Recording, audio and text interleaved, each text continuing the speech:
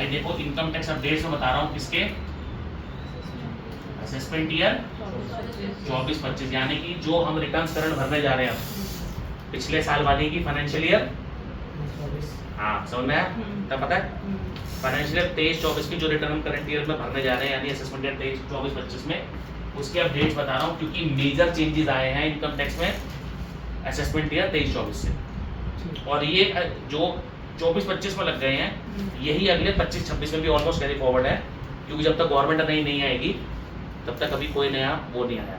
और मेरे को जितना लगता है कि जो गवर्नमेंट आ जाएगी तो बेसिक कोई चेंजेस नहीं है, लिमिट्स वगैरह सब सेम रहेगी ऑलमोस्ट, बढ़ा दे तो बात अलग है। ठीक है, तो 2 दिन दीजिए, पहले लिखो ये पता है हमारे को ITR 1, ITR 2, ITR 3 और ITR 4, ये तो सबको पता है, बताइए ना। 1 में कौन सी जाती है, सैलरी और अदर्स, अदर्स में कौन कौन सी आ सकती है, हाउस प्रॉपर्टी कहाँ आती है अदर्स में, अदर्स मतलब अदर्स इनकम और हाउस प्रॉपर्टी भी आ सकती है, ठीक है ना, अगर सिंगल है तो। अदर्स इनकम समझ में आ गया ना, कोई FD इनकम हो, FD हो, RD इनकम हो, ठीक है। पेंशन तो हमारी सैलरी में आ जाती है आजकल। सैलरी का सेक्शन क्या है 192, पेंशन का सेक्शन क्या है 192A। अगर किसी की 26 ईयर्स में 192A रिफ्लेक्ट कर रहा है यानी कि वो पेंशन है, बट कैटेगराइज है सैलरी, ठीक है। FD का इंटरेस्ट हो, RD का इंटरेस्ट हो, ठीक है, कोई और टाइप का इंटरेस्ट हो, ठीक है, वो सब इसमें आएगा, प्लस एक है house property. Okay,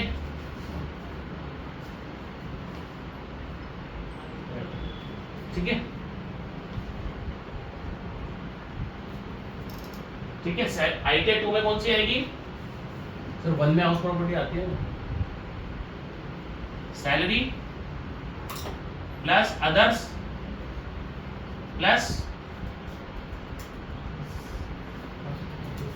house property, अगर एक से ज्यादा है तो, यानी कि मोर देन 1 हाउस प्रॉपर्टी, ठीक है। यहाँ पे कंफ्यूजन मत होना, ये बेसिक है, परफेक्ट है, ठीक है ना यहाँ तक, ठीक है। तो हमारे पास ज्यादातर जो केसेस आने वाले हैं, या तो पहला आने वाला है ऑलमोस्ट ये आएगा, ठीक है ना, जॉब करंट भरने जा रहे हैं, कब से शुरू करेंगे, अब 15 मई के बाद स्टार्ट हो जाएगा सारा, 15 मई 2024 के बाद एंड लास्ट डेट भी बताऊंगा, ठीक है। ITR 2 सैलरी होगी, अदर्स होगा और मोर देन 1 हाउस प्रॉपर्टी, मतलब किसी की हाउस प्रॉपर्टी की रेंटल इनकम है या डिडक्शन एक ही जगह ज्यादा है, हो सकती है, ठीक है, ज्यादातर केसेस में नहीं है ये, ठीक है, समझ में आ गया। ITR 3 salary plus others plus house property, all मतलब सारी 1 2 3 4 जितनी मर्जी हो, यहाँ पे मोर देन 1 है, मतलब इसके सारे ITR 2 के सारे features plus capital gain plus business, capital gain all types, ठीक है, यहाँ तो कंफ्यूजन समझ आगे, यानी कि सैलरी सारी आएगी, अदर्स को मतलब ये कंप्लीट ITR है, इसको हम कह सकते हैं हम कंप्लीट ITR, सैलरी भी आएगी, अदर इनकम भी आएगी, FD RD सब कुछ आएगा, हाउस प्रॉपर्टी सारी आ गई, कैपिटल गेन सारे आ गए, यानी कि अगर आपने प्रॉपर्टी बेची है, प्रॉपर्टी खरीदी है, शेयर्स के कैपिटल गेन, सारे कैपिटल गेन जितने मर्जी हैं, सेल्स कैपिटल सेल परचेसिंग तो है। कैपिटल गेन का मतलब है चाहे वो प्रॉपर्टी का हो, चाहे वो शेयर्स का हो, चाहे वो गोल्ड का हो, चाहे कोई भी कैपिटल गेन हो, प्लस जितनी बिजनेस इनकम है, यानी कि किसी का बिजनेस है, चाहे वो विद GST हो या विदाउट GST, ठीक है। अब इसमें बहुत सारी कंडीशन है, एक कंडीशन और लिख लो। अगर ये ऑडिटेड है तो ये कंपलसरी है। फिर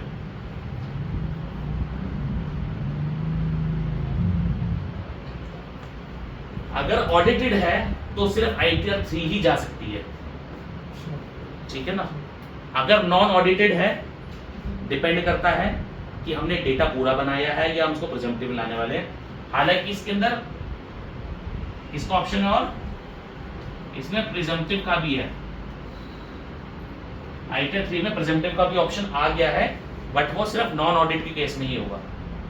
नॉन ऑडिट कंपलसरी, मतलब कंपलसरी नहीं, अगर नॉन ऑडिट केस है तो आप पूरी बैलेंस शीट बना के भेज सकते हो और ITR 3 में प्रिजम्पटिव भी ले सकते हो, डिपेंडिंग अपॉन उसका नेचर ऑफ काम क्या है। और अगर कैपिटल गेन होगा और प्रिजम्पटिव में जाना है तो यही चूज करनी पड़ेगी। यानी कि क्या वो उसके पास सैलरी भी है, जब वो सैलरी नहीं है, मानते उसके घर से रेंट आता है, उसके पास 2 घर है, एक घर से रेंट आता है, एक कुछ आरडी वाडी है, FD है, ठीक है। अब उसने क्या हुआ, घर बेच, सब वो शेयर्स बेच दिए तो कैपिटल गेन आ गया, ठीक है। और उसका सपोज छोटा मोटा बिजनेस है, 20-25 लाख की टर्नओवर है, ठीक है। अब उसमें हम पूरी बैलेंस शीट बना सकते हैं, बट वो नॉन ऑडिटेड रहेगी। अगर और उसको हम प्रिजम्पटिव में भी लेके जा सकते हैं, पहले ऑप्शन नहीं था 2-3-4 साल पहले, क्योंकि प्रॉब्लम क्या है, लोगों ने ना कैपिटल गेन करना शुरू कर दिया, समझे। अब ITR 4 किस चीज की है, सैलरी प्लस अदर्स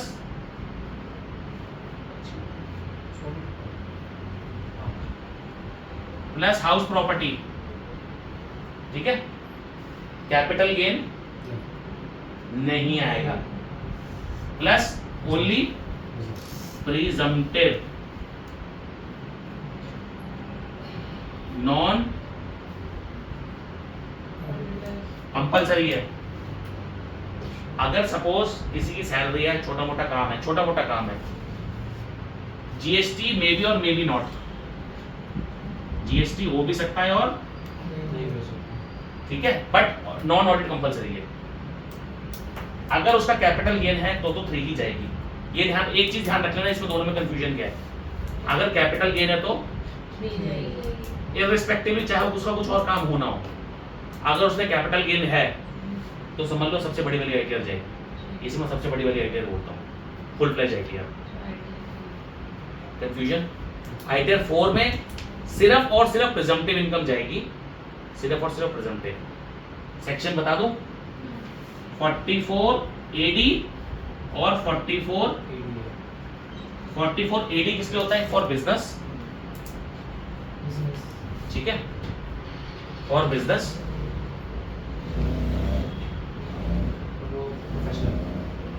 44 AD किसके होता है, for professionals like doctors, lawyer, chartereds. ये दोनों में डिफरेंस आएगा क्योंकि दोनों के अलग कॉलम बने हुए, इस 5 साल पहले से अलग कॉलम हो गए, पहले एक ही होता था। परफेक्ट, कोई कंफ्यूजन, यहाँ तक कोई कंफ्यूजन। अगर कैपिटल गेन है तो ITR 3 कंपलसरी है, अगर कैपिटल गेन नहीं है, प्रिजम्पटिव है या छोटा मोटा बिजनेस है या सैलरी HP है तो हम ITR 4 कर सकते हैं। ITR 4 की लिमिटेशन है, कैपिटल गेन नहीं कर सकते हैं। कंफ्यूजन मिटाऊं, सेक्शन कौन से, 44 AD है और 44 AD, ठीक है। ये तो हो गया बेसिक। अब बता रहा हूँ मैं, देख लिया सारा ये।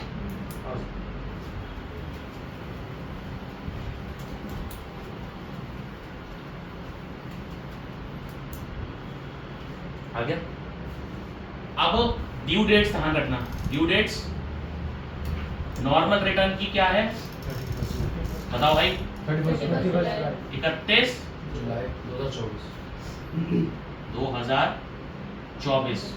इसके बाद कोई भरता है तो पेनल्टी एप्लीकेबल है टिल दिसंबर 31 अंटिल अनलेस एक्सटेंडेड, ठीक है। ये नॉर्मल गाइडलाइंस है सारी, ठीक है। 31 जुलाई के बाद पेनल्टी एप्लीकेबल है, समझ गए। हम किसकी भर रहे हैं, फाइनेंशियल ईयर 23-24 की, असेसमेंट ईयर 24-25 की। डेडलाइन है 31 जुलाई, पेनल्टी के साथ एक्सटेंडेड डेडलाइन है 31 मार्च। अब एक और चीज आ गई, इसके आगे भी रिटर्न भर सकते हो। चलो ये छोड़ो, बाद में करेंगे, एक और पेनल्टीज बाद में करेंगे, आगे एक्सटेंशन बाद में करेंगे। सर ऑडिट वाली ही बता देते हाँ बता दो। अगर आपकी ऑडिटेड है तो बताओ भाई कब होती है? 31 सितंबर, ऑडिट की क्या होगी? 30 सितंबर। देखो उसमें दो चीजें होती है, एक होती है ऑडिट रिपोर्ट, एक होती है आईटीआर। आईटीआर कौन सी जाएगी? 3 ही जाएगी। अब ऑडिट किस किस का हो सकता है? बिजनेस का हो सकता है, ठीक है। ऑडिट किसका हो सकता है? जनरली तो बिजनेस का ही होता है। ऑडिट सिर्फ बिजनेस का ही होता है। ऑडिट सिर्फ और सिर्फ बिजनेस का होता है। कैपिटल गेन का, हाउस प्रॉपर्टी का, सैलरी का ऑडिट नहीं होता है, या किसी अदर इनकम का ऑडिट नहीं होता, सिर्फ बिजनेस का ऑडिट होता है। अब 3-4 चीजें बता रहा हूँ। इस चीज की डेट है 31 अक्टूबर। ये आईटीआर की या रिटर्न की चेक कर को। रिटर्न की आईटीआर की डेट क्या है? 31 अक्टूबर और ऑडिट सितंबर 30। 30 सितंबर। यानी कि ध्यान रखना, आपकी ऑडिट रिपोर्ट 30 सितंबर तक फाइल हो जानी चाहिए, नहीं तो पेनल्टी क्लॉज देखो, मिनिमम कितना 1.5 लाख और पॉइंट, देखो देखो चेक करो, थोड़ा पढ़ो भाई। पढ़ने से क्या होता है कि मिनिमम 1.5 लाख। हाँ जी भाई, सिर्फ से हम 1.5 लाख रुपीस देंगे। देखो पेनल्टी फॉर ऑडिट, थोड़ा चेक करो यार, लैपटॉप पे 6 लैपटॉप है हमारे पास, अब तो अमीर हो गए थोड़े। और 0.5% ऑफ टर्नओवर। हाँ 0.5% ऑफ टर्नओवर मैक्सिमम कौन सी है? Which is what which is बेटा हायर होगा तो मर जाएगा वो, किसी की 100 करोड़ की टर्नओवर है तो घुस जाएगा वो तो 1.5 lakh is 1.5 lakh he whichever is lower है, ठीक है। यानी किसी का 50 लाख का टर्नओवर है तो 0.5 कितना हो गया? 25,000 रुपए, वो पेनल्टी जमा होगी। प्रॉब्लम क्या है कि हमारा कई बार क्या होता है कि कुछ ऐसे सर्कमस्टांसेस होते हैं कि हम पेनल्टी नहीं भरते हैं, बट डिपार्टमेंट जब आपको इंटीमेशन देगा कि आपने क्यों नहीं भरी, ठीक है, क्यों नहीं भरी, तो रीजन देना बहुत मुश्किल हो जाता है, अननेसेसरी केसेस लगते हैं। अगर आपका छोटा मोटा अमाउंट है तो मेरी सजेशन है ये अमाउंट भर दिया करो, ठीक है। कंफ्यूजन मैडम, पेज तो नहीं चल रहा, पेज ठीक है। ऑडिटेड की कब रिटर्न है? ऑडिट रिपोर्ट जानी है 30 सितंबर, और आईटीआर कब जानी है? 31 अक्टूबर। ठीक है। दोनों की डेडलाइन दोबारा से विद पेनल्टी क्या है? हाँ ये ध्यान रखना, ऑडिट की अलग पेनल्टी लगेगी, आईटीआर की अलग से पेनल्टी लगेगी, समझ में आई? टीवी बात मत कर लेना उनसे। ध्यान रखना, ऑडिट रिपोर्ट की अलग पेनल्टी लगेगी, आईटीआर की अलग से पेनल्टी ठुकेगी, ठीक है। परफेक्ट है। कोई क्वेश्चन? चले आगे, हटा दो। सर ऊपर ना रहना। हाँ एक चीज, इसके अंदर बुक्स ऑफ अकाउंट्स मैंडेटरी हैं।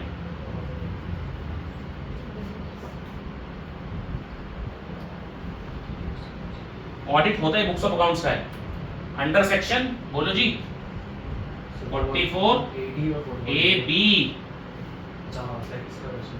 समझ में आई? ए डी और एडीए सिर्फ और सिर्फ प्रिजम्पटिव में आएगा, कंफ्यूज मत होना। Under section 44 A B compulsory है। अच्छा ये तो होगी बात। अब दो चीजें और लिखो। अब भाई कोई लिमिट तो होती होगी, लिमिट तो होती होगी। हाँ जी मैडम हो, ऐसा हो, लिमिट बताओ, हटा दो एक बार। नॉर्मल आईटीआर समझ में आ गई, ऑडिट आ गई। अब ऑडिट में क्राइटेरिया क्या है ऑडिट होने का?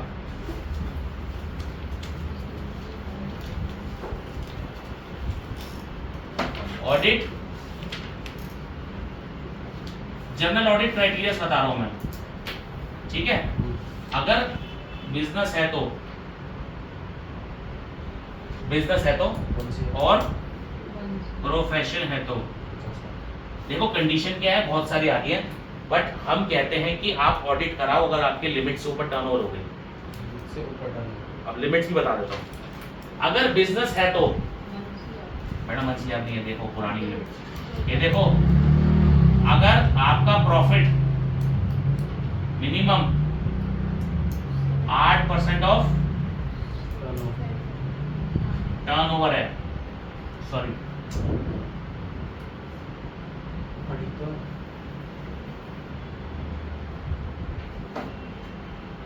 Profit is less than 8% of over, ठीक है।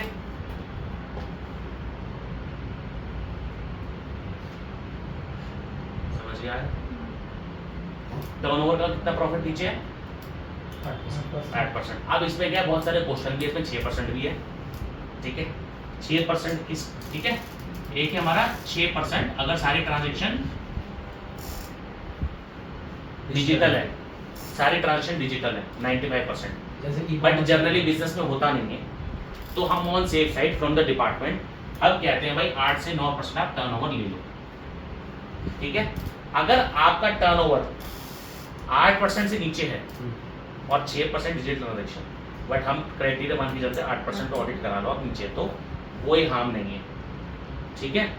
तो ऑडिट इज कंपलसरी है, यानी कि अगर किसी की 1.5 करोड़ की टर्नओवर है तो 8% के हिसाब से 14 लाख का प्रॉफिट हो गया। अब ऑब्वियस बात है 14 लाख का टैक्सेस बहुत ज़्यादा जाएंगे। होता क्या है, कई बिजनेसेस ऐसे होते हैं कि 1.5 करोड़ में से उनका प्रॉफिट एक्चुअली सिर्फ 5-7 लाख रुपए होता है। अब 14 लाख का मतलब है कि द पर्सन हैज टू पे टैक्स, लंबा टैक्स देना पड़ेगा उसको, 2-3-4 लाख रुपए जो भी देगा। तो कहता है सर हमारा ऑडिट कर दो। अब ये तो होके बताता हूँ, if turnover is more than 2 crore compulsory है। ये सर अपडेट में है 2 करोड़ वाला, बहुत पुराना है, बहुत पुराना है, तो मुझे 1 करोड़ का पड़ता है बहुत पुराना है, 1 करोड़ तक पहुंच गया। 2 करोड़ से ऊपर अगर आपकी टर्नओवर है तो ऑडिट कंपलसरी है, ध्यान रखना, मिस नहीं करना।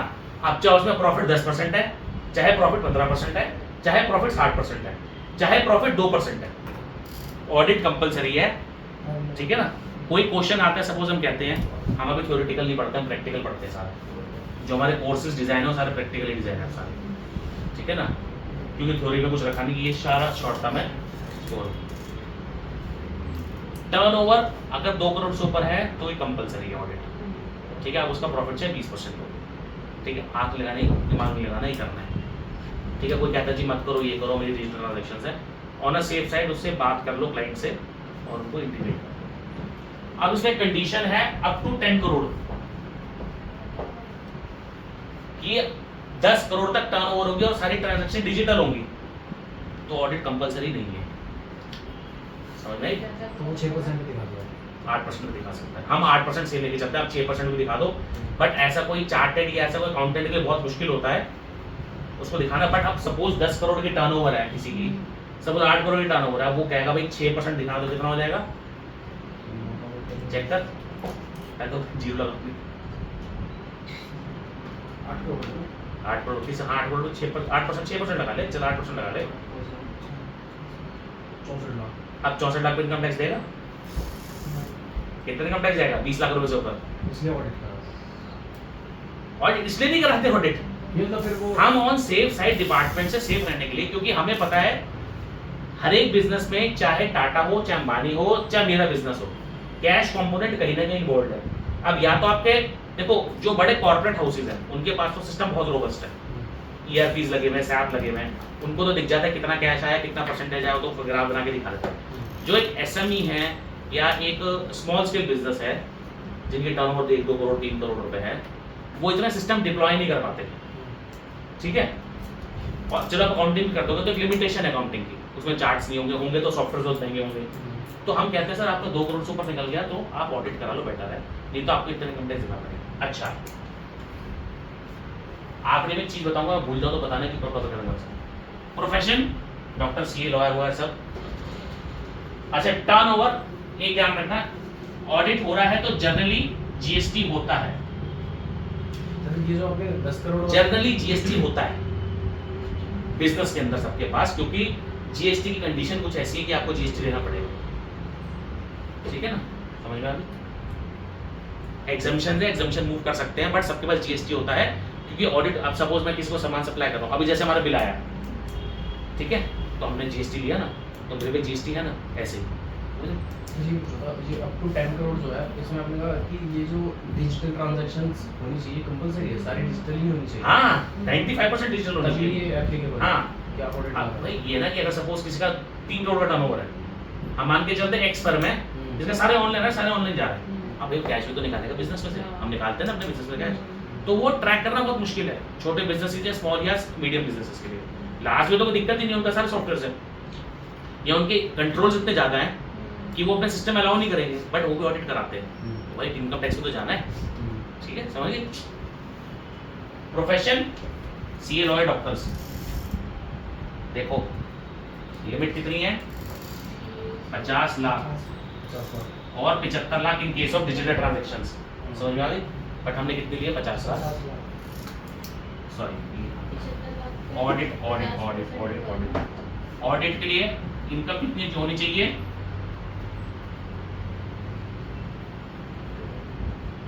50 लाख ग्रॉस। ध्यान रखना ग्रॉस इनकम, ये सब ग्रॉस में बात हो रही है। और ये जो टर्नओवर हो रही है ना, turnover means only sales excluding, हाँ जी। अब सपोज किसी की टर्नओवर है 1 करोड़ 80 लाख, अब 20-30 लाख तो जीएसटी भी होगा, तो उसमें ऑडिट नहीं होगा, कंपलसरी नहीं है ना, बट अगर प्रॉफिट कम है तो करनी पड़ेगी। कंफ्यूजन है? हवाई उड़ गई बिल्कुल लगा दे। हाँ क्या उड़ गई बता उसमें जीएसटी में भाई। अगर प्रॉफिट 8% से कम है तो टर्नओवर से 1 करोड़ हो, चाहे 80 लाख हो, चाहे 20 लाख हो, ऑडिट कंपलसरी है। पहली कंडीशन तो ये है, अगर 8% से ऊपर है तो कंपलसरी नहीं है। लेकिन अगर टर्नओवर 2 करोड़ क्रॉस कर गई तो ऑडिट कंपलसरी है। अब जो उसमें प्रॉफिट 10% हो चाहे 20% हो, यहाँ तक समझ में है? प्रोफेशन में ऑडिट कहाँ पे होता है? 50 लाख मोर देन 50 लाख। ठीक है, और दूसरी कंडीशन, प्रॉफिट कितना हो? Less than 50% irrespective of turnover. ठीक है, यानी कि सपोज आप 35 लाख रुपए कमा रहे हो या 40 लाख रुपए कमा रहे हो और आपका 50% से प्रॉफिट कम है, यानी कि 40 लाख का 20 लाख हुआ। अगर आपने 19 लाख प्रॉफिट दिखाना है तो आपको ऑडिट कंपलसरी कराना पड़ेगा। ठीक है, कोई कंफ्यूजन? ड्यू डेट्स मैंने बता दी, लिख लेना, बाद में दिक्कत आएगी तो पूरे साल, क्योंकि अगले 6 महीने काम चलना है और सेशन होगा तो और इजी हो जाएगा। आगे समझ में? और लिखने को नहीं दे रहा हूँ, पढ़ने को भी बोल रहा हूँ। समझ में आई? बिजनेस का क्राइटेरिया अलग है और का क्राइटेरिया अलग है। ओके, ठीक है, समझ में आई? कोई कंफ्यूजन? कोई confusion? Profession audit more than 50 lakh gross, profit less than, profit more less than 50% irrespective of turnover. आगे समझ में? अच्छा सर ये सेकंड वाली लाइन में बताऊं, प्रॉफिट लेस देन 50%। हाँ बेटा, अगर सपोज वो 30 लाख कमाता है, ठीक है, वो कहता है जी मेरा खर्चा होता है, मैं एक्चुअल में कमाता हूँ 8-9 लाख रुपए, मेरा बिजनेस सेटअप हो रहा है, या मेरा प्रोफेशन, सपोज किसी ने क्लिनिक खोला, XYZ क्लिनिक खोला, अब वो क्लिनिक खोलता है, खर्चा होता है, चलाने में साल 2 साल 3 साल लगेंगे। वो कहता है जी मैं कमाता 20 लाख हूँ टर्नओवर या 30 लाख हूँ, बट होता क्या है कि 30 लाख के अंदर मेरा जो खर्चा है वो 20 लाख रुपए ज़्यादा ही होगा स्टार्टिंग में। अब मैं बोलूँगा जी आप फर्स्ट स्टेज ऑफ ऑडिट कर लो, मतलब नॉर्मल काम कर लें, तो कहते हैं 15 लाख रुपये को जीएसटी को इनकम टैक्स देना पड़ेगा बहुत ज़्यादा। बोले मैं देता ही नहीं, मैं कमाते 7-8 लाख रुपये टोटल, तो वो क्या करेंगे, वो ऑडिट में फॉल कर जाएगा सीधा। ठीक है, ठीक है। अब जैसे सपोज कोई सी है या कोई लॉयर है, ठीक है, वो कहता है जी मेरी इनकम, तो वो ऑफिस चला रहा है कोई लॉयर समझ लो, ठीक है, जैसे हमारा लॉ ऑफिस है, ठीक है, हम कहते हैं जी हमारा लॉ ऑफिस 20 लाख रुपये कमाता है सपोज, अलग रजिस्टर है पूरा, ऐसा लॉ फर्म के नाम से रजिस्टर्ड है। अब हम कहते हैं जी हमारा लॉ ऑफिस 20 लाख या 25 लाख कमाता है, आप सपोज एक फिगर लेते हैं 20 लाख, अब वो कहते हैं जी मेरी सैलरी निकल जाती है 10-12 लाख, तो जब कहते हैं जी मैं 25 लाख कमाता हूँ, मेरी 8 लाख तो सैलरी यही है, तो कितना रह गया 25 में 8, सपोज 13 लाख रह गया। अब वो कहते हैं जी बिजली पानी का खर्चा मिला के 3 लाख रुपये निकल जाता है, तो बचा कितना फाइनल प्रॉफिट 10 लाख रुपए, और खर्चा कुर्चा कहता है 9.5 लाख बचता है। अब ऑडिट करना है क्योंकि 50% से नीचे से, ठीक है। अब दो बातें लिख लो, पूछ लो, या हटा दो, चलो तो लिख रहे हैं। ध्यान रखना ज्यादातर बिजनेस या प्रोफेशन कब उठ के आते हैं, व्हेन नहीं, जब कंसल्टेशंस कब आती है, या बंदा अपना टैक्स बचाने की कब सोचता है, जब उसकी रिटर्न भरी जा रही है। देखा लास्ट मिनट प्लानिंग आती है ना कि सर लास्ट मिनट प्लान कर दो। आप ये बात के चलो कि लास्ट मिनट प्लानिंग सिर्फ 10 या 20% ही हो सकती है, या 30% हो जाएगी। अगर सपोज उसका 5 लाख का टैक्स बन रहा है, तो आप उसका 1-2 लाख ही बचा सकते हो जेन्युइन टाइप से, डालने को तो कुछ भी डाल दो। अगर आपकी इनकम एक थ्रेशोल्ड लिमिट से ज्यादा हो गई है, या आपको लग रहा है कि आपको प्लानिंग की जरूरत है, कंसल्टेशन की जरूरत है, तो वो स्टार्टिंग ऑफ द ईयर से होती है। यानी कि कब से स्टार्ट होगी प्लानिंग, अप्रैल से लेकर आपकी प्लानिंग और कंसल्टेशन होगी। एक ऑडिट का क्राइटेरिया है कि खर्चा ऐसा होना चाहिए, सैलरी ऐसे ऐसे जानी चाहिए, सैलरी में अगर फॉर्म 16 जनरेट करने कंपलसरी तो होने चाहिए, टीडीएस किस किस का कटना है, कॉन्ट्रैक्टर किस किस को पेमेंट दे रहे हैं, वो मार्केटिंग की पेमेंट किसको दे रहे हैं, तो वो लास्ट मिनट नहीं हो सकता। आपको लगता है कि आपका टैक्स ज्यादा जा रहा है या आपका इनकम बढ़ गया है, तो आपको प्लानिंग कब करानी पड़ेगी, स्टार्टिंग ऑफ द ईयर से, और पूरे साल इंप्लीमेंटेड रहेगा वो। आप लास्ट में आओ जी, अब लास्ट में कब आओगे आप, जुलाई में। अब सपोज अप्रैल 2022 से 23 से लेकर हमारा कब खत्म हो गया, मार्च 2024 खत्म हो गया। क्या आप प्लानिंग कर सकते हो? अब मैं बोलूंगा सर सपोज आपको सैलरी दे देती है, आपने कैश में देते हो किसी को 15,000 रुपये, सपोज गार्ड को 15,000 रुपये देता है, तो 15,000 तो क्या अकाउंट होगा नहीं अकाउंट में, बोलो सर अकाउंट से दूं, अब क्या कहती कैसे दूं, अब वो दे भी देगा, साल तो क्लोज हो गया, क्या वो 2023-24 में ट्रांजेक्शन कर सकता है, नहीं कर सकता ना। तो जैसे हम प्लान करते हैं, हम क्या करते हैं, हमारा काम क्या है कि इस अप्रैल में सारे क्लाइंटों से बात करनी है, जिनका ऑडिट है या जिनका non audit balance sheet maintain होती है, डेटा मेंटेन होता है, उससे हम बात करते हैं कि सर ऐसे ऐसे काम होना है, ऐसे ऐसे आप काम करो, और ये पूरी गाइडलाइन 2 पेज की गाइडलाइन जाती है ना, वैसे ही ऐसे करना पड़ता है। अब आपने सपोज ये तो निकल गया, और अगले साल का आधा जुलाई भी निकल गया, 4-5 महीने वो भी निकल गए, तो आप इम्प्लीमेंट कैसे करोगे? तो ये 2 चीजें ध्यान रखना। अगर ऑडिट लग रहा है तो ऑडिट के लिए गाइडलाइन डिजाइन करनी पड़ती है अकॉर्डिंग टू बिजनेस, क्लाइंट से बात करनी पड़ती है, ठीक है। क्लाइंट के हिसाब से नहीं चल सकते जनरली, क्योंकि वो गलती करेगा फिर। अगर टैक्स बचाना है तो हर क्वार्टर मीटिंग होनी चाहिए, हर महीने की इसकी काउंटिंग पूरी होनी चाहिए, ठीक है। आया समझ में? कोई कंफ्यूजन? अच्छा, प्रोफेशन के केस में ध्यान रखना, प्रोफेशन के केस में जीएसटी हो भी सकता है और जीएसटी नहीं भी हो सकता, क्योंकि डॉक्टर्स क्या है, ठीक है, ठीक है, लॉयर्स एग्जेम्प्टेड है, बट और प्रोफेशन है, चार्टेड के हैं या और प्रोफेशन है या सर्विस सेक्टर्स है, उसके अंदर जीएसटी सब में है। कोई कंफ्यूजन, कोई क्वेश्चन है तो पूछ लो। फॉर्म 16 यहाँ पर पढ़े ना बस, फॉर्म 16 यार मैंने लेके बैठे, फॉर्म 16 मोबाइल पे खोल लो एक बार। फॉर्म 16 देखा हुआ किसने है? इनको एक फॉर्म 1-2 फॉर्म 16 भेज देना। देखो फॉर्म 16 के 2 पार्ट होते हैं,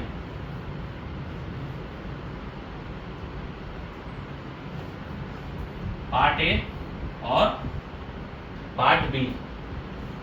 ध्यान से देखना, पार्ट ए और पार्ट ए में सारी पेमेंट डिटेल्स होती हैं जो एम्प्लॉयर ने एम्प्लॉय के लिए करी है, ठीक है। और पार्ट बी में सारी डिटेल्स होती हैं जो उसका सैलरी स्ट्रक्चर है, ठीक है। अच्छा हाँ, फॉर्म 16 केवल और केवल ओनली एंड ओनली सैलरी को ही इश्यू होता है। फिजिकल फॉर्म लिया ना उठा के, तो एक फॉर्म दे दे उनको, समझ जाएंगे। Share मार्किंग मत करना उस पर शेयर कर दूंगा उसको। यार, मार्किंग करनी है, नहीं नहीं समझ जाओगे ऑनलाइन। लैपटॉप मिल तो समझ गया सब, देख खोल गया फॉर्म, एक फॉर्म खोल देंगे ना। मैं फोन दे देता हूँ। मैं ला देना भूल गया इनको आज मैं। मान लीजिए सिस्टम।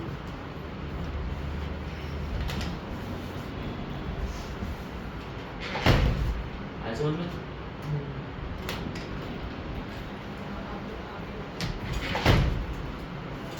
आया समझ में? फोन से एक बार ऑफ कर दो, बहुत इंपॉर्टेंट टॉपिक चल रहा है, जस्ट साइलेंट पे डाल दो। फॉर्म 16 में किसको इशू होता है? सैलरीड इंडिविजुअल को, चाहे सैलरी 1 लाख हो चाहे सैलरी 100 करोड़ हो, ठीक है? समझ में आ गई? पार्ट ए में क्या होता है, देखा पार्ट ए? पार्ट ए में क्या लिख रहा होगा? एम्प्लॉयर का नेम, एम्प्लॉय की डिटेल्स, एम्प्लॉय का पैन कार्ड, एम्प्लॉय का ये सब कुछ लिखा होगा, चेक करो, लेफ्ट हैंड साइड। ठीक है? देख लिया? कोई कंफ्यूजन? एक चीज ध्यान रखना, हमें क्या चेक करना है? असेसमेंट ईयर लिखा होगा कितना? 24-25। ये ध्यान रखना, कई बार क्या होता है, हम जब फाइलिंग करते हैं तो होता क्या है कि वो कौन सा फॉर्म पकड़, हम बोलते थे 23-24 का फॉर्म दे दो या 24-25 का। अब जनरली क्या होता है कि लेमन लैंग्वेज में 24-25 का सोचोगे करंट ईयर चल रहा है, ठीक है? अब उसको बोलेंगे सर पिछले साल का ला दो, अब उसको पिछला साल बोलेंगे तो समझ में आ जाता है। उसको 23-24 बोल दोगे ना तो कहेगा सर 23-24, वो क्या करेगा, अकाउंट्स या एचआर वाला गलती से वो असेसमेंट ईयर 23-24 का दे देगा। अब उसे फाइनेंशियल असेसमेंट समझ में नहीं आता तो उसको बोला करो सर पिछले साल का भेजो। ये स्टैंडर्ड टर्म से बता रहा हूँ, असेसमेंट ईयर मत भेजना, बोलना हो लिख के भेज सकते हो last year for assessment year this bracket better, ठीक है? ठीक है? पार्ट ए में क्या कंसीडर्ड है? पेमेंट डिटेल्स, क्या क्या पेमेंट करिए, एम्प्लॉयर का नेम, क्या सारी चीजें होंगी, क्या चेक कर रहा है असेसमेंट ईयर 24-25। आ जाओ पार्ट बी पर। पार्ट बी में देखो क्या चीजें मिल गया। ध्यान रखना यहाँ सारे चेंजेस है इस वक्त, क्योंकि हमारा टैक्सेशन चेंज हो गया है बेसिकली। पार्ट बी में सारी क्या होंगी? सैलरी की डिटेल्स की, ग्रॉस सैलरी कितनी है, एचआरए कितना है, स्पेशल प्रोविजंस क्या है, स्पेशल अलाउंसेस क्या है, सब कुछ गिवन होंगे। 3 पेज का फॉर्म होगा। और देखना फॉर्म के ऊपर हमेशा ना एम्बलम बना होगा इधर ऊपर राइट में। अगर ये एम्बलम नहीं है दोनों फॉर्म्स में, पहले क्या होता था, फॉर्म्स ट्रेसेस जनरेट नहीं करती थी पहले आपके सॉफ्टवेयर। फॉर्म ए है जो वो आपके सॉफ्ट ट्रेसेस से निकलता था, फॉर्म बी आप अपने सॉफ्टवेयर से बनाते थे, ठीक है?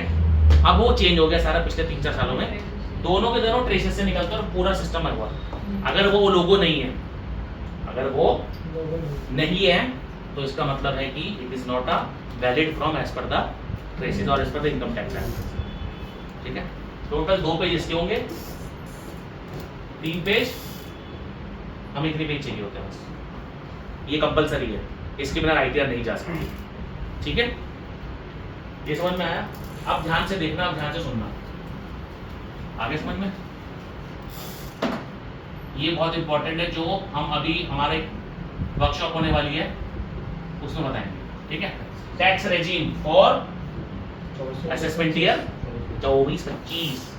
पहले क्या थी हमारे पास रेजीम? Old regime. अब क्या है? बाय डिफॉल्ट क्या हो गई?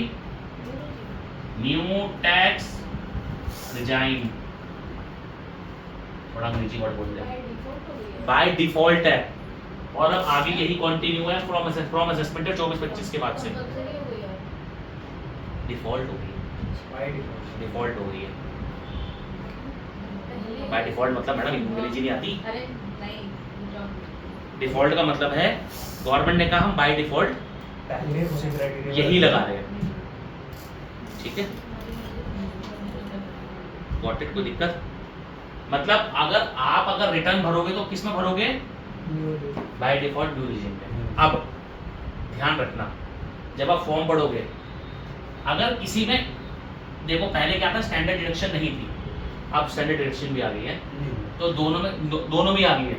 स्टैंडर्ड डिडक्शन कितनी है दोनों में? 50,000। दोनों में स्टैंडर्ड डिडक्शन 50,000 है, ठीक है? पहले नहीं थी न्यू टैक्स रेजिम में, अब आ गई है, ठीक है?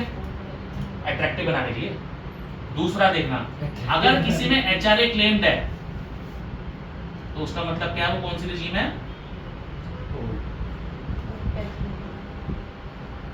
या उसने डिडक्शन क्लेम कर रखी है अंडर सेक्शन 80, ठीक है, सैलरी सी डी जो भी है। फॉर्म 16 में दो चीजें इमीडिएट चेक कर लेना, अगर एचआरए क्लेम है कॉलम में तो ओल्ड टैक्स रजीम है, अगर सपोज एचआरए नहीं है, दूसरा कॉलम कौन सा चेक करना है, डिडक्शन 80 सी डी सारी, तो ओल्ड टैक्स रजीम है, ठीक है। न्यू टैक्स रजीम में कोई डिडक्शन अलाउड नहीं है, no deduction, no exemption, no exemption, no HRA, ठीक है, कुछ अलाउड नहीं है। हाँ, होम लोन पे इंटरेस्ट भी अलाउड नहीं है, कुछ नहीं है, लिमिटेड चीजें हैं, ठीक है, बताऊंगा लिमिटेड, दो चीजें सिर्फ, ये समझ में आया? हाँ जी, कंफ्यूजन बताओ, क्या चेक करनी है, दो चीजें, डिडक्शन और एचआरए, आप पढ़ते समझ जाओगे कौन से फॉर्म में, ठीक है। आ गया, कंफ्यूजन क्लियर हो गई, आगे चले।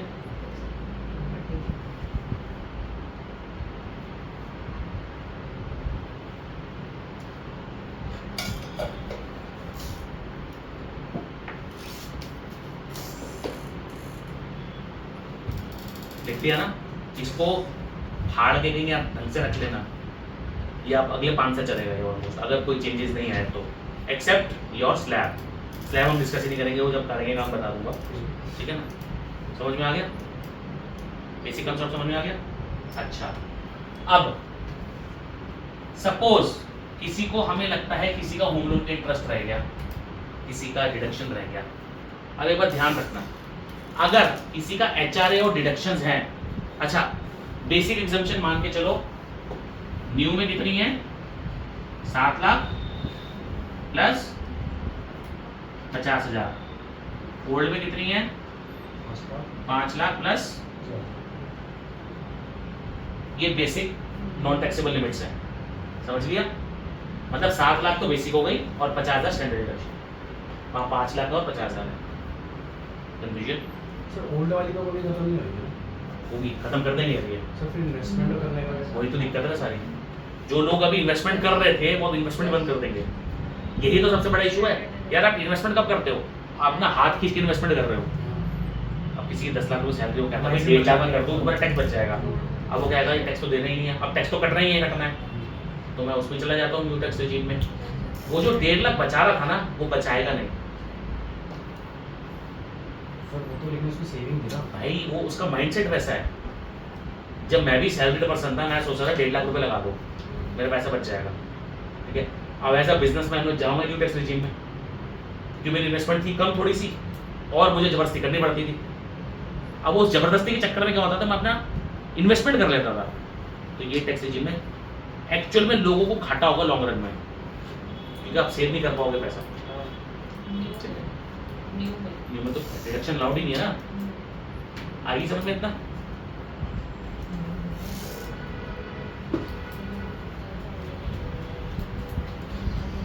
ठीक है, न्यू रेजिम में सिर्फ 2 डिडक्शंस अलाउड है,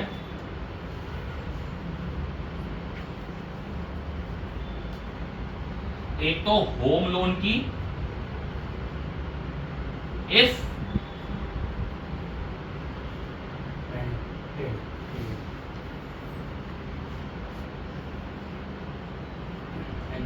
बस, ये 2 ही चीजें अलाउड है। अगर होम लोन की जब है जब उसने किराए पे दे रखा हो, दे रखा हो, दे थोड़ा रखा होगा किराए पे। 7% तो रह रहा होगा। अबे होम लोन हो सकता ना रह रहा हो भाई, उसने 2 लाख का सपोज 1,50,000 का इंटरेस्ट दिया, क्या नई टैक्स रेजिम में अलाउड है? नहीं है। अगर उसको डिडक्शन जब मिलेगी जब उससे रेंटल इनकम कमा रहा होगा, ठीक है ना। हाँ। अब सपोज का रेंट आ रहा है 1 लाख रुपए, टैक्स जा उसका आपका इंटरेस्ट जा रहा है 1,80,000, तो 80,000 का टैक्स बचेगा ना उसका। इफ रेंटेड है, मतलब अगर वो इफ ऑन रेंट है, अगर उसका घर रेंट पर है जो उसने खरीद रखा है, भाई सपोज कि बंदा यहाँ रहता है, उसने घर खरीद रखा है पंजाब में, क्योंकि वो रहता ही पंजाब है, मतलब उसको पता है कि मैं 20 साल बाद पंजाब में शिफ्ट होऊंगा, तो उसका डिडक्शन मिल जाएगा उसको, ठीक है। HRA का नहीं मिलेगा क्योंकि न्यू टैक्स रेजिम है। ठीक है। Got it? आगे समझ में? अब अगर आपकी ATC यानी कि इन्वेस्टमेंट पूरी है प्लस HRA भी है, तो generally old scheme is better for, मतलब सैलरी अप टू 15 लाख। ये एज पर द एक जनरल कैलकुलेशन हमने जो लगाई थी मैंने, कि अगर 15 लाख तक आपकी इनकम है और ये चीजें आपके पास है, 1.5 लाख की ये है, 50,000 की आपकी मेडिकल इंश्योरेंस है, HRA भी अच्छा खासा है 2-2.5 लाख रुपए का, तो आपको ओल्ड स्कीम में ज़्यादा बेनिफिट होगा। लेकिन इससे बड़ी सैलरी में ओल्ड स्कीम में बेनिफिट, न्यू स्कीम में बेनिफिट हो, ओल्ड स्कीम में बेनिफिट जनरली नहीं मिलेगा, क्योंकि पहले होम लोन का इंटरेस्ट पहले फिक्स नहीं होता था, आप 3-4 लाख रुपए क्लेम कर सकते थे 2-3 साल पहले, अब वो लिमिट हो गया 2 लाख। HRA की लिमिट हो गई, HRA की कोई लिमिट नहीं है, बट रेंट की लिमिट ही होगा ना, बेसिक कंपोनेंट को कैलकुलेट करना है, ठीक है। हो गया, सैलरी का पार्ट क्लियर हो गया, कोई कंफ्यूजन? ठीक है, सैलरी के साथ हमें और वो समझ आएगी, ठीक है, आ गया। अब एक चीज और, अगर किसी को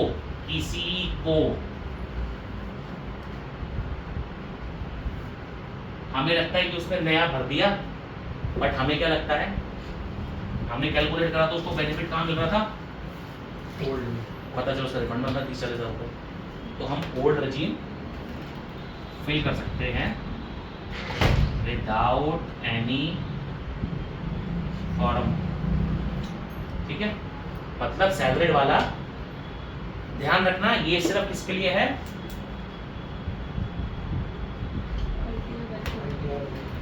अगर कोई सैलरीड पर्सन है जिसकी सिर्फ सैलरी है या छोटा मोटा इनकम कोई और है, जो ITR वाला क्राइटेरिया लिखा है और उसकी ITR बन जा रही है, तो वो कहीं भी जा सकता है विदाउट एनी फॉर्म। लेकिन कब जा सकता है, बिफोर फाइलिंग, यानी कि सिर्फ 31, अगर उसके बाद फाइल करता है तो पेनल्टी तो नहीं है, वो डिफॉल्ट रजीम में ही जाएगा, न्यू रेट मतलब डिफॉल्ट मतलब न्यू रजीम में, ठीक है, ध्यान रखना। दूसरी चीज, अगर किसी की ITR 2 भी है, वो भी कहीं भी जा सकता है without any form, but up to due date, ठीक है, समझ में? ITR 1 और ITR 2 कुछ भी ऑप्ट कर सकता है, किसी भी साल निकल सकता है, आ सकता है, मतलब नए से पुराने में जा सकता है, पुराने से नए में आ सकता है, टिल नाउ जो लॉ कहता है, अभी तक का लॉ बता रहा हूं। अब आगे अमेंडमेंट क्या है हमें नहीं पता, अभी तो बजट आया नहीं इस साल, तो क्योंकि इलेक्शंस है, और जब इलेक्शन होगा तो जुलाई-अगस्त में बजट आएगा, ठीक है ना, जनवरी-फरवरी में आ जाता है।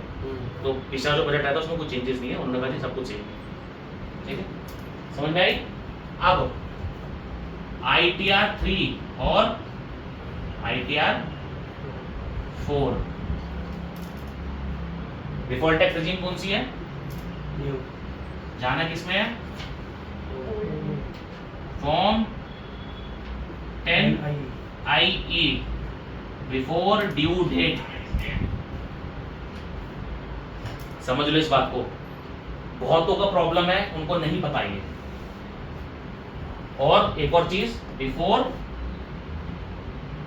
ITR फाइलिंग, पहले समझ लो, लिख लो, लिख लिया। ITR 1-2 मतलब बिल पेंडे का लोटा है, कहीं भी रख लो, बट बिफोर ड्यू डेट, हाँ, और बिफोर फाइलिंग, मतलब आपको रिटर्न भरने से पहले फॉर्म भरना पड़ेगा ड्यू डेट से पहले, यानी 31 जुलाई है तो ये नहीं 31 जुलाई को फॉर्म भर रहे हो, सिस्टम काम नहीं करता, कभी भी दिक्कत आएगी, फिर वो बोलेंगे सिस्टम काम नहीं कर रहा, हमें तो नहीं पता था। फाइलिंग से पहले 2-4 दिन पहले फॉर्म भर दो, इमीडिएट अप्रूवल आ जाता है। वैसे तो फॉर्म IE भरना पड़ेगा, 10IE कंपल्सरी, 10IE ठूस लो फॉर्म को, बहुतों को भरना पड़ेगा, समझ गए? लेकिन सॉरी, अरे मैं क्या बोलूं,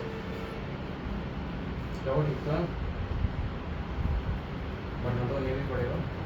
अरे नहीं यार, मैं ITR 2 में, सॉरी, ITR 2 में कोई भी कहीं भी जा सकता है विदाउट फाइलिंग एनी फॉर्म्स, हाँ लेकिन बिफोर ड्यू डेट ओनली।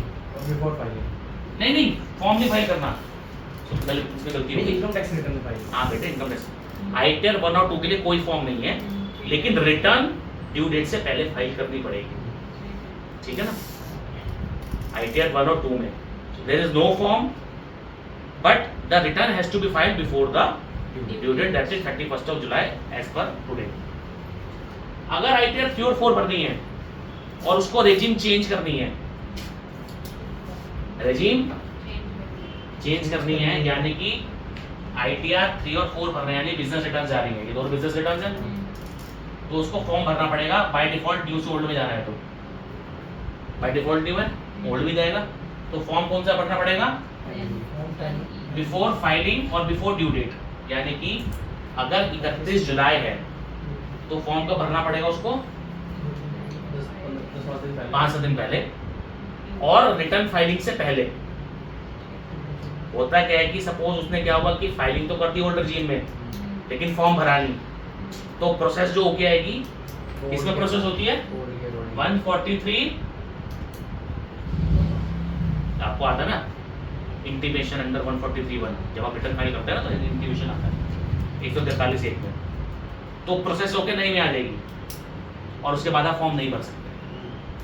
अच्छा, अगर उन्होंने पहले फॉर्म नहीं भरा होगा? हाँ, क्योंकि फॉर्म में एक्नॉलेजमेंट नंबर जाता है और डेट लग के जाती है, आपने कब लिया है अप्रूवल और कब गया है। भरना एक ही बार है, न्यू से ओल्ड में जाना है तो फॉर्म भरना कंपलसरी ड्यू डेट से पहले। अगर फाइलिंग के बाद भरा और आपने वेरीफाई कर दिया सब कुछ और आपको ध्यान है 5 दिन बाद की फॉर्म भरना है, तो वो वैलिड नहीं होगा, ठीक है, चाहे ड्यू डेट निकल चुकी हो। हाँ, फिर ये कर सकते हो आप, रिवीजन फाइल कर सकते हो, बट फिर बहुत ज़्यादा क्राइटेरिया है, तो बहुत सारे क्राइटेरिया, बेसिक क्राइटेरिया बता रहा हूँ। ड्यू डेट से पहले फॉर्म भरना है, फाइलिंग से पहले फॉर्म भरना है कंपलसरी, एक्नॉलेजमेंट नंबर आएगा, सिस्टम में पंच करना होता है, ठीक है। Got it? कोई कंफ्यूजन यहाँ तक नहीं है, ठीक है। अच्छा, अब ऑडिट वाली कब जाएगी? ऑडिट की रिटर्न डेट क्या है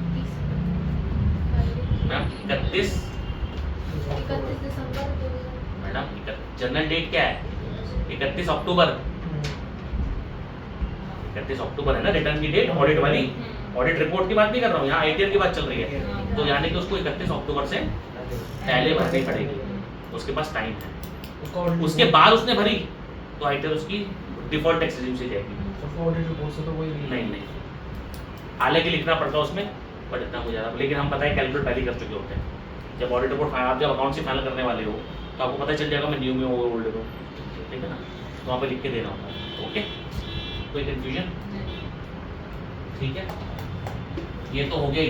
एक बड़ा इंपॉर्टेंट चीज़ बता रहा हूँ, ध्यान रखना, अपने फॉर्म को प्रिंट आउट निकाल देने वाला HRA,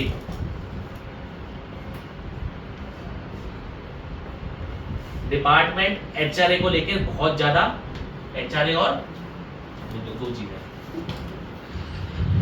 HRA पब्लिक इन्वेस्टमेंट्स, ये बात ध्यान रखना, डिपार्टमेंट HRA को लेकर बहुत ज्यादा विजिलेंट हो चुका है और इन्वेस्टमेंट्स को लेकर।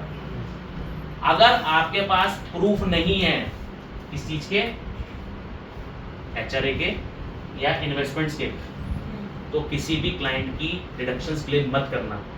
जहां पे हमें लगता है डाउट है, रेगुलर क्लाइंट हमें पता है रेगुलर क्लाइंट्स है, बट जनरल सेंस में भी जहां पे आपको लगता है इसका प्रूफ नहीं होगा, उनसे मांग लीजिएगा प्रूफ, वैसे हम फॉर्म भरवाएंगे, क्योंकि बहुत विजिलेंट है। 133(6) में क्या दे रहा है? Notice to call information for proofs, और नहीं तो 148 खोल देगा उसके बाद, ठीक है। ध्यान रखना HRA के लिए क्या क्या चीजें चाहिए, एक तो रेंट,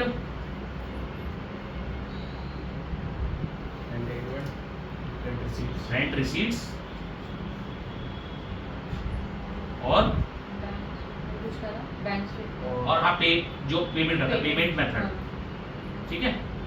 हालांकि हम इतनी चीजें वेरीफाई नहीं कर पाते जनरल सेंस में, लेकिन हमने सिस्टम इम्प्लीमेंट करा है, हम करेंगे इस बार, जिससे क्लाइंट को भी दिक्कत ना हो, क्लाइंट को आगे बढ़ना है। 133 से कब खुलेगा? बाद में। अगर बाई चांस प्रूफ नहीं आया तो पूरा टैक्स देना पड़ेगा प्लस इंटरेस्ट प्लस 100 से लेकर 300% तक की पेनल्टी। 100 से 300 200 डिपेंड करता है ऑफिसर के ऊपर कितना लगाना चाहता है। ये कैसे कैलकुलेट होगी? 100% पेनल्टी मर्जी किसकी है होगी किसकी पेनल्टी मतलब 100% किसकी? सब 100% ऑफ टैक्स। अच्छा 100% इंटरेस्ट पे टैक्स पर पेनल्टी नहीं लगती। इंटरेस्ट तो करंट से जाएगा ना। इंटरेस्ट भी कहां से जाएगा? From the date of claim return, यानी कि जब से आपने आईटीआर फाइल करी, यानी कि आपको सपोज आपने आज आईटीआर फाइल करी, नोटिस 1.5 साल बाद आया तो पूरा 1.5 साल का वसूल लेगा वो। समझ में आया? Got it? 133 में भर भर के नोटिस आ रहे हैं, भर के नोटिस आ रहे हैं इस वक्त, ठीक है ना। अब मेरी एक वीडियो से 133 बनाई थी मैंने, उसमें 25-30 व्यू आ गए थे, मैंने भी आज ही देखा, ठीक है। 133 भर के नोटिस आ रहे हैं। डिपार्टमेंट विजिलेंट है, सिस्टम में आर्टिफिशियल इंटेलिजेंस लग गया है, सिस्टम अपने आप ट्रैक कर देगा चीजें। तो टैक्स छुपाना या टैक्स में चोरी करना बहुत बड़ी दिक्कत हो जाएगी। आप जितना बताओगे उससे 4 गुना पैसे लेके चले जाओगे। मतलब आपने 2-3 साल में बचाया होगा ना, वो यहाँ बुझ जाएगा सारा। ध्यान रखना, पहले बता रहा हूँ। किसी क्लाइंट की डिक्लेरेशन समझ में नहीं आ रही है, रुक जाना, बात कर लेना, कंफर्मेशन मंगा लेना, जाके भी लानी पड़े तो ले आएंगे, ठीक है। आगे समझ में, वर्बल कम्युनिकेशन मत करना। ये 2 चीजें बता दी, बहुत जरूरी है। अच्छा हाँ, ये चाहे सैलरी की नहीं है, ये चाहे किसी की भी हो, प्रोफेशन में हो, जो मर्जी हो, प्रूफ मंगा लेना। ऑडिट को तो मंगाती है सारे, जो हमारे बिजनेस वो क्लाइंट्स हैं जिनको उसको तो मंगाती हैं। सैलरी में कई बार अवॉइड थोड़ा बहुत वो कर जाते हैं इंडेक्स। आगे समझ में, ठीक है। हाउस प्रॉपर्टी आपको पता ही है, रेंटल इनकम ज्यादा कुछ नहीं होगा, ठीक है। अब ध्यान रखना, एक चीज लिखाओ, कैपिटल गेन। इसमें कौन कौन सी क्राइटेरिया हो सकते हैं? 2 ही हो सकते हैं, या तो क्या बिचाओ, प्रॉपर्टी या शेयर्स ट्रेडिंग, ठीक है, या ट्रेडिंग करेंगे, ठीक है। अब ये तो सीधा सीधा क्राइटेरिया, या तो ये शॉर्ट टर्म कैपिटल गेन होगा, एसटीसीजी होगा, दोनों, या एसटीसीएल होगा, या एलटीसीजी होगा, या एलटीसीएल होगा, यानी कि शॉर्ट टर्म कैपिटल गेन या शॉर्ट टर्म कैपिटल लॉस, या कैपिटल गेन लॉन्ग टर्म या शॉर्ट टर्म। डिटेल हमें बताइए, उसकी बाहर की सैलरी की डिटेल सारी चाहिए, आधार कार्ड पैन कार्ड चाहिए। अब ध्यान रखना, अगर ये 2 चीजें हैं,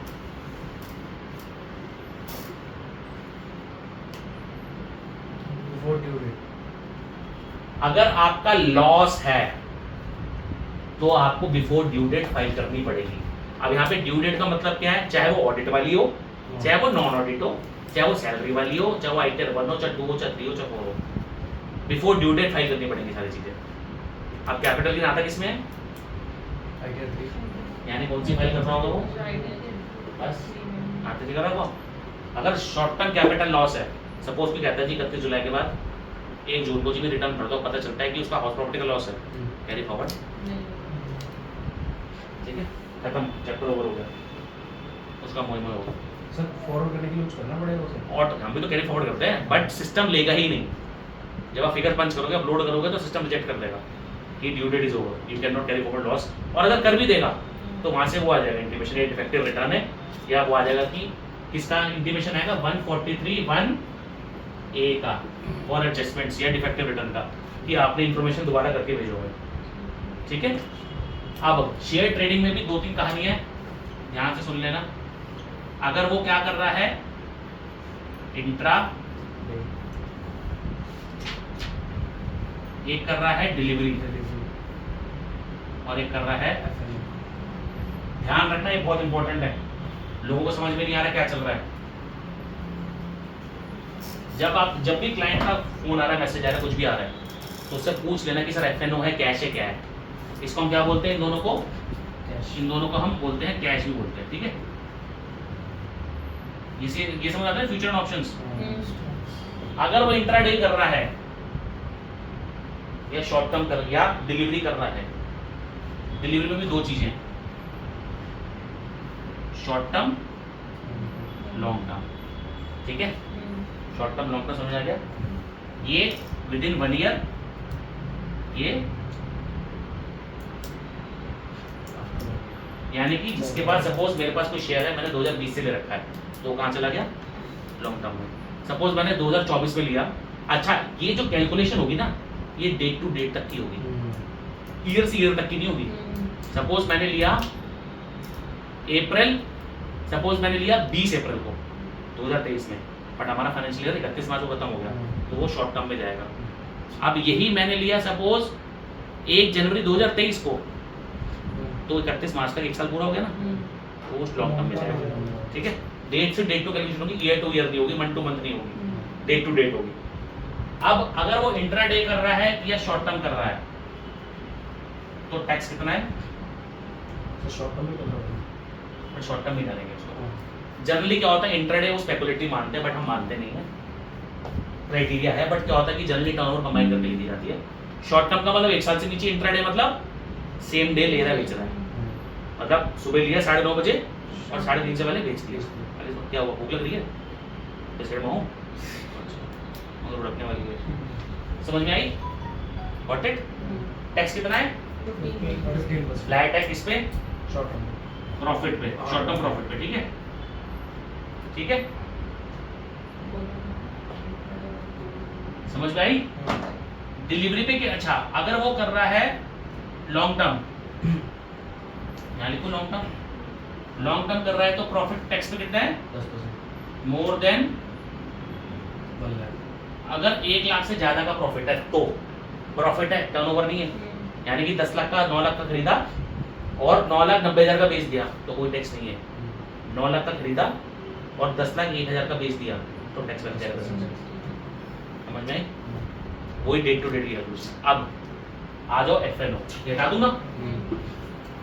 अब ध्यान से सुनना और ध्यान से देखना। अगर प्रॉफिट है तभी टैक्स लगेगा। हाँ। नहीं मैडम, लॉस पे टैक्स लग जाएगा। Profit लॉस पे टैक्स कैसे लगेगा? Profit पे- लॉस कैरी फॉरवर्ड होगा but before Due due date. Date. In case of audit, audit की dates, in case of normal. F and O बड़ा झंझट है, इसमें क्या ऑप्शन है? Futures,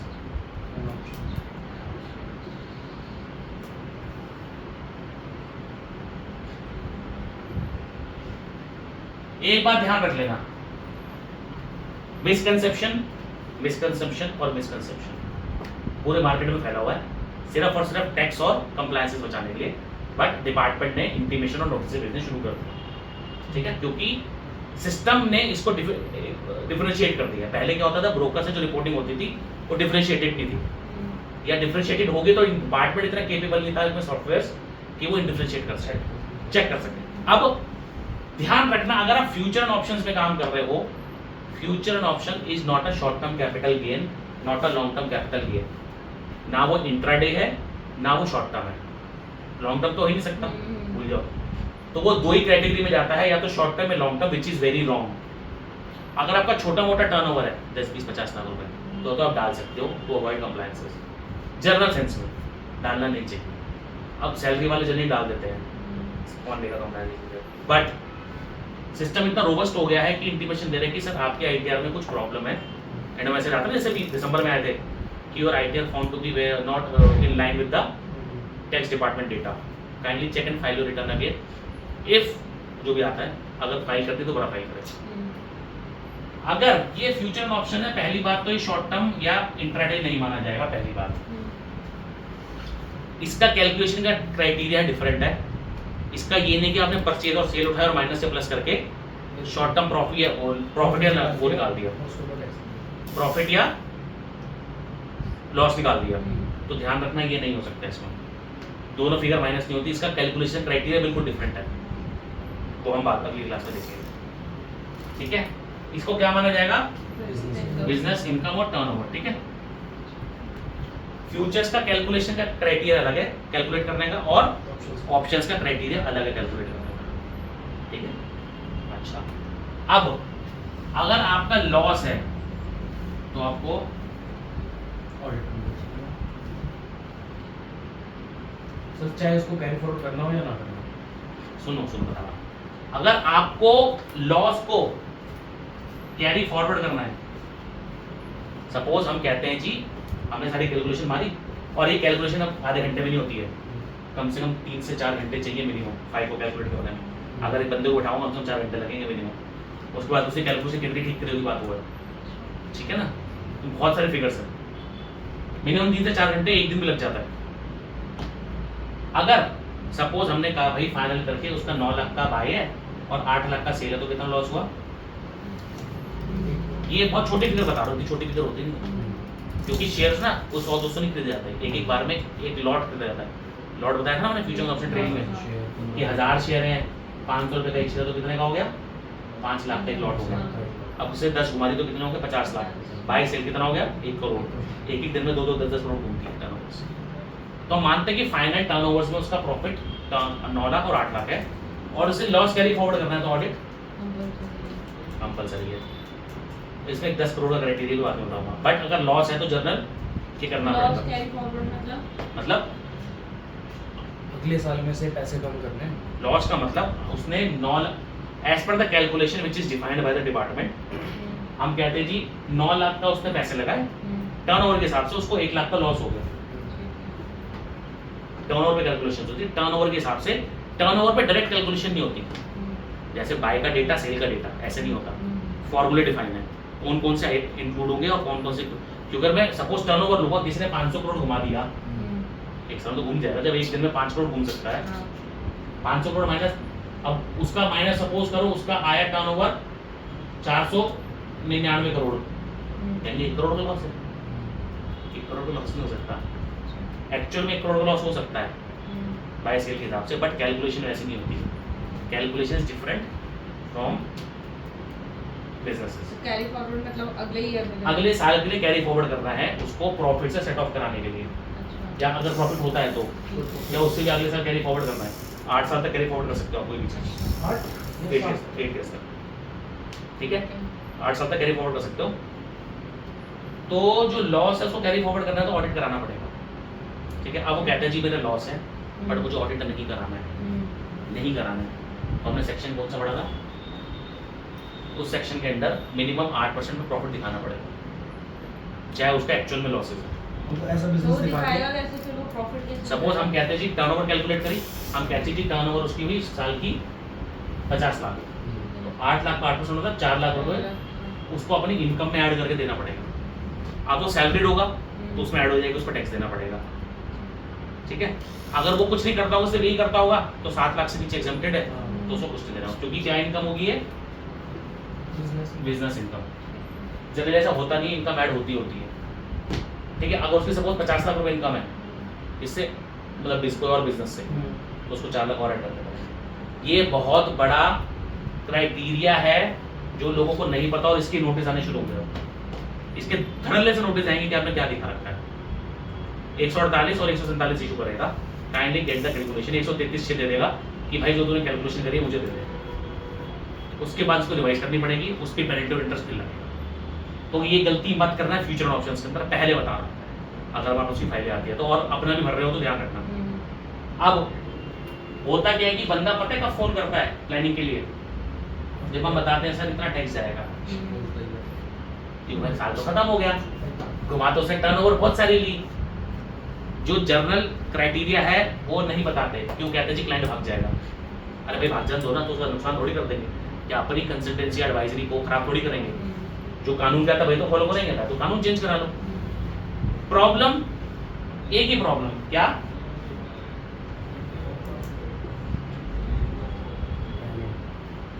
and